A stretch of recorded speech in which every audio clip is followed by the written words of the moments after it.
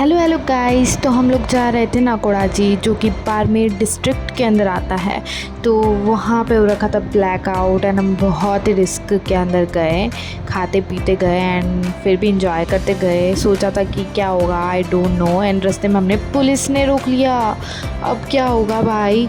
And जब police ने रोका हम तो बहुत डर चुके थे। वो हमारा तब उन्होंने बताया कि वो हमारी स्पीड नोट कर रहे थे, जो कि 80 अबाउ चल रही थी।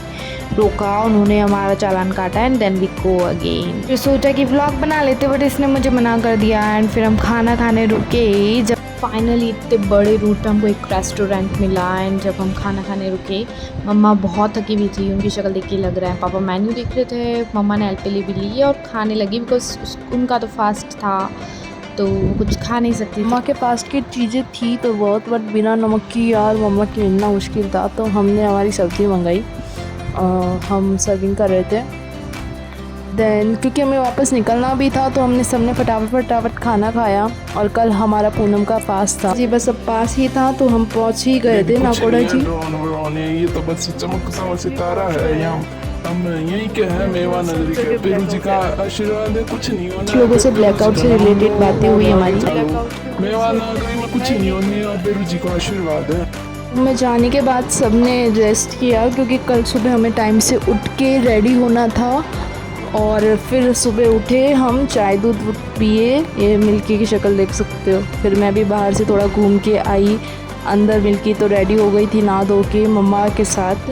बाद में नहा कर आई थी। फिर मिल्की से कह रही थी कि यार तू हट कांच के सामने से, बट ये तो हटने को तैयार नहीं थी। फिर मैंने इसको बाद में परेशान किया कि भाई तू ही रेडी करिए मुझे, चल अब ढूंढ मेरे सामान और निकाल मुझे रेडी कर। तो ये मेरे कान के दिख रही थी कि भाई ये जम रहा है कि तेरे पे।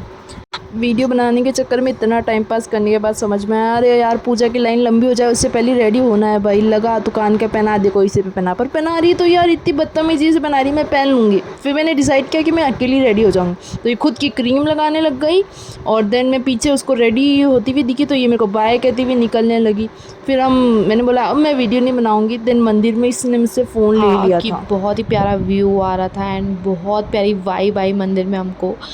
हम चल दिए पूजा करने। पूजा की थाली इसने ली थी और ये मेरे साथ रहती है एनी टाइम। हमने पूजा की जल्दी से। देन हम गुरु जी की पूजा बाकी थी तो हम काला गुरु जी की पूजा करके वापस निकलने लगे, क्योंकि आरती का टाइम हो गया था, आरती शुरू होने वाली थी। तो हम मंदिर गए और मंदिर से आरती लेकर हम वापस रूम पे पहुँचे। फटाफट ड्रेस चेंज करी और बैग जमाने लगे, हर चीज़ व्यवस्थित करने लगे। इधर उधर सब चीज़ को व्यवस्थित करने के बाद हम रूम से निकल गए। हम जाने की तैयारी में थे। टाइम से निकलेंगे तो टाइम से घर पे पहुंच जाएंगे, क्योंकि बीच में ब्लैकआउट हो जाता है तो जोधपुर साइड थोड़ा प्रॉब्लम रहता है, तो इसलिए हम जल्दी निकल गए।